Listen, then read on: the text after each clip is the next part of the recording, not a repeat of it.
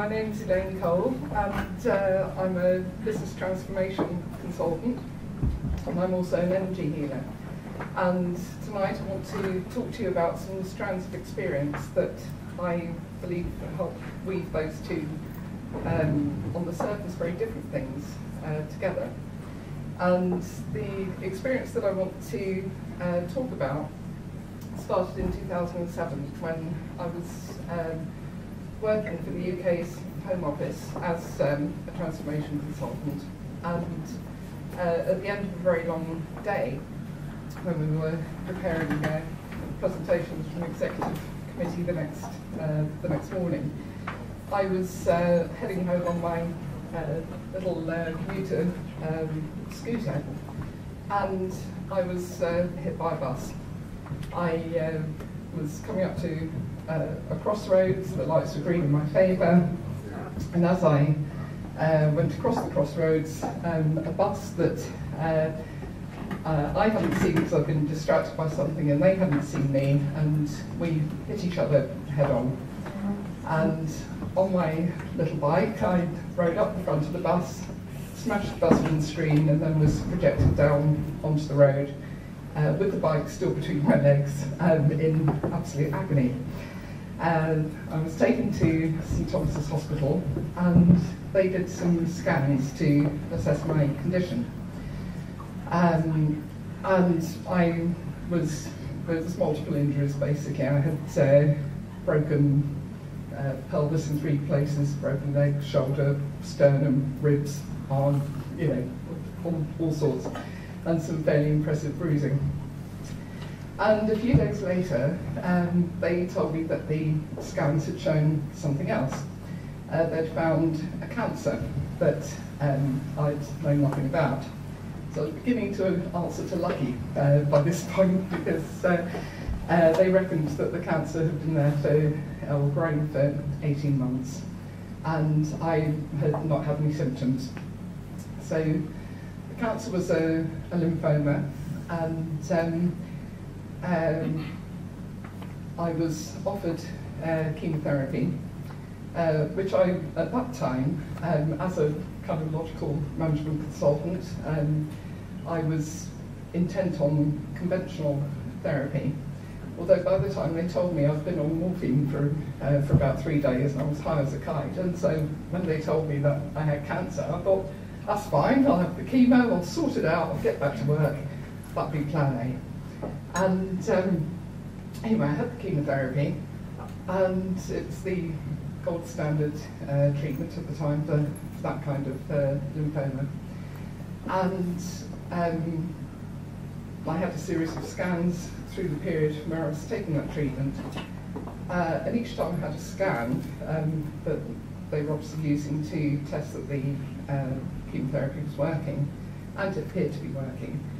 I had this nagging feeling that that the cancer was there to teach me something, and I wasn't done with it yet. But I absolutely suppressed those feelings because I didn't think they were particularly helpful. Anyway, in May 2008, I got the news that I had been quietly dreading, that the cancer had relapsed, and the chemotherapy had failed. And so I was offered more treatment. I was offered a stem cell transplant.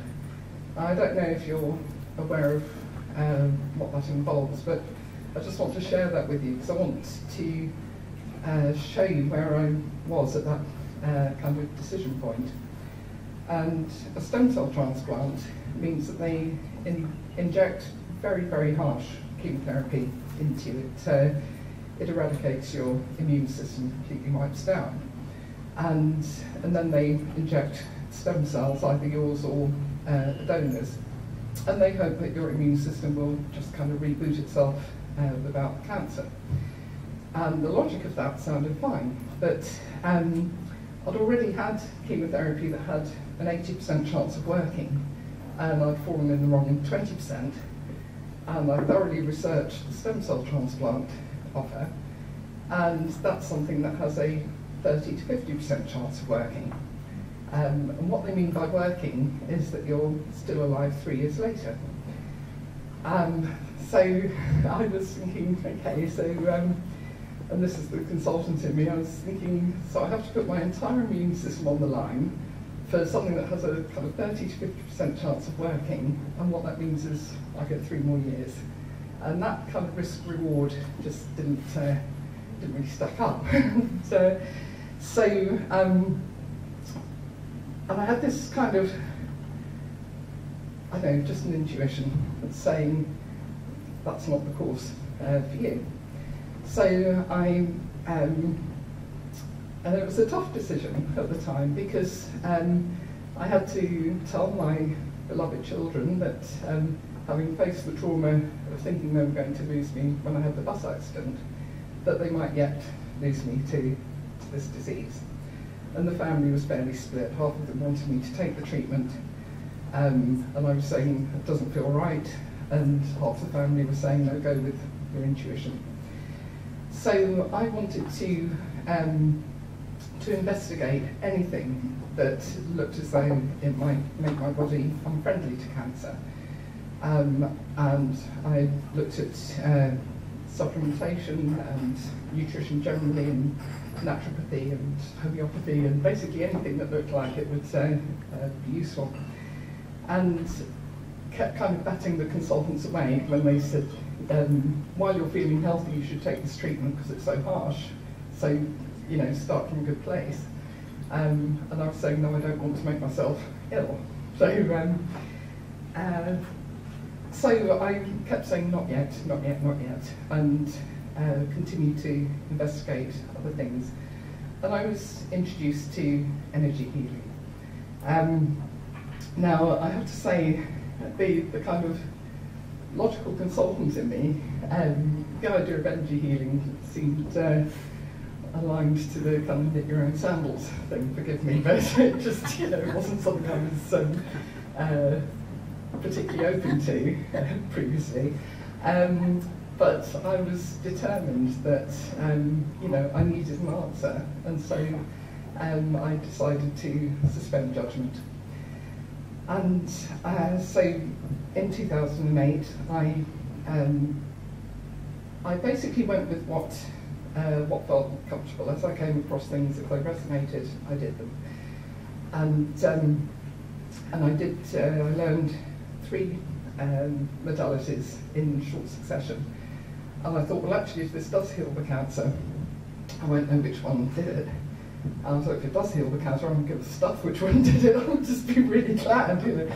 And I looked at past life regression and something called body mirror system, which reads the body as a map of the consciousness using the chakra energy centers.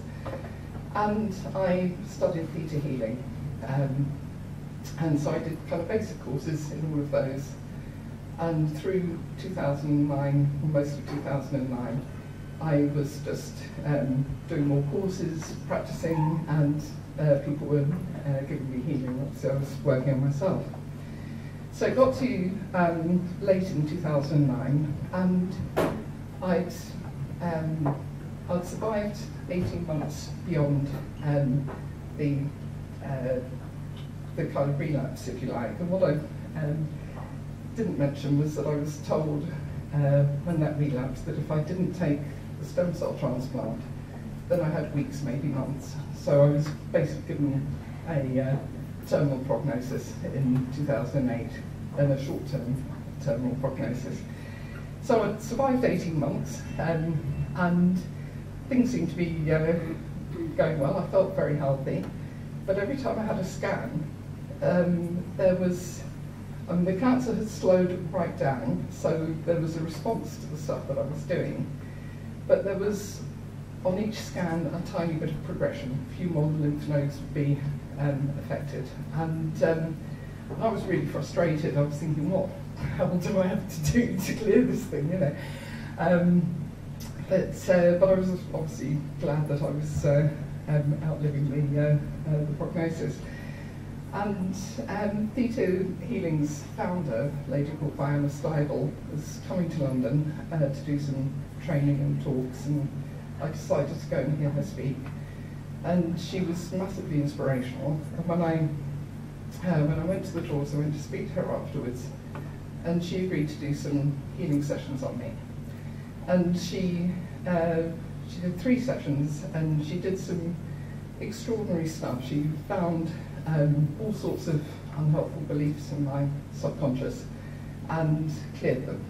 And the next time I had a scan, the cancer had actually started retreating. So I thought, this is the stuff then. And so I determined that I would learn a lot more about theta and practice it, which is what I've done. And the cancer has gone. And I'd like to be able to say that I've had a scan that proves that, but the doctors won't give me one, so I can't do that. But I'm in complete remission. So what I wanted to talk to you about was what did I learn from that experience. And what I learned was that we're, and I'm not the first person to discover this, we're energy beings living a physical life. And there's interestingly, if you want to hear a scientist describe what that's like, I'd recommend Jill Bolte-Taylor's TED Talk. And I'll say no more about it, I'll leave you to look it up, but it's an extraordinary TED Talk. And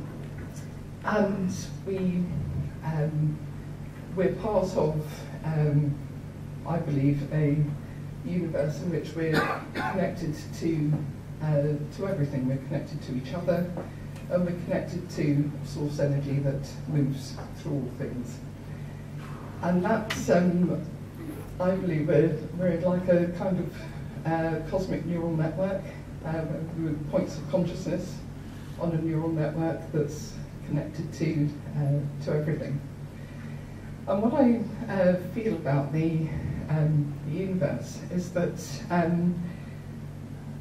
that in that kind of other realm, you call it heaven or whatever you like, that's a place of absolute unconditional love and infinitely intelligent, and it's somewhere that that we come from, the souls, and we come here to learn. We come here to learn and grow through the life experiences that we have.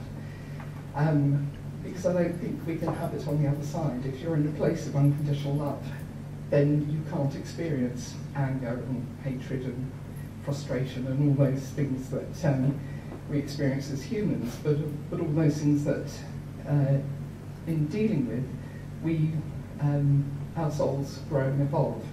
So I think we have to kind of come here to Earth as a school.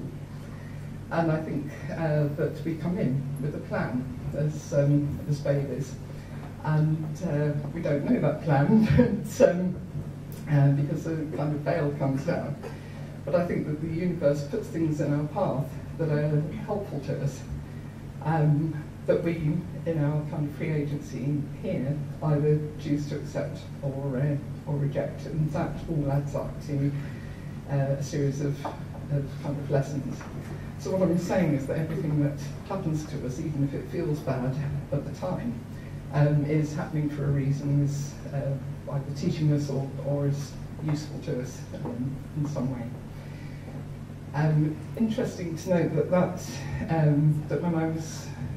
when I had the accident, the hospital that I was taken to, St Thomas's, is a centre of excellence for the kind of cancer that they subsequently discovered. So I don't believe in coincidences anymore. I think that everything is in a pattern. So so when I reflect on that, and I and look at that process of if we're here to learn and grow, and I think we come in successive lives, because I don't think the 70 plus 10 kind of years in one life is enough for the range of things that we need to experience. I think we come again and again and again, and I think that we're, as we incarnate, we live as men, we live as women, we live on every continent, we live in every religion, gaining all of those experiences. So we're oppressors in some lives, we're oppressed in others, etc. And all of that experience lays down beliefs and attitudes in our being, and that when our energy gets, or our energy being, if you like, gets unbalanced or blocked, that manifests as a symptom, either in a set of circumstances that keep recurring, or can manifest as a physical illness. But if we can identify those things and change them, then we can change our lives and we can return to health. And that's the process that I went through in terms of physical healing. But what really struck me about that was that when I used to work purely in helping organisations manage cultural change, I was looking at them in terms of assessing what's the combination of this kind of multiplicity of action driven by intention that's developed into a situation that's become messy for that organisation that needs some help. And I look at clients that I see for healing now, and I think, what's the action driven by intention that's manifested into life patterns or physical symptoms or whatever they're dealing with. And I think that we're doing the same thing, and what that leads me to is that we have the most phenomenal capacity to create the lives of our longing, that we actually have much more creative capacity in our lives than we believe we have, and that we can use that to create the lives and the organisations and the societies of our longing that we actually want to be in, that we can be in and be in touch with who we truly are, and to create an environment where we can support our integrity and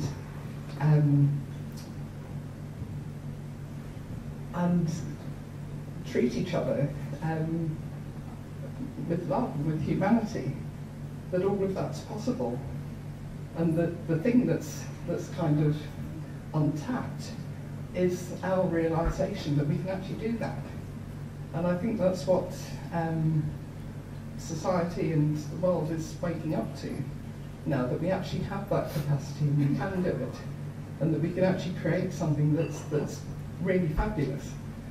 So that's the thought that I want to leave with you, that you can have the life of your longing.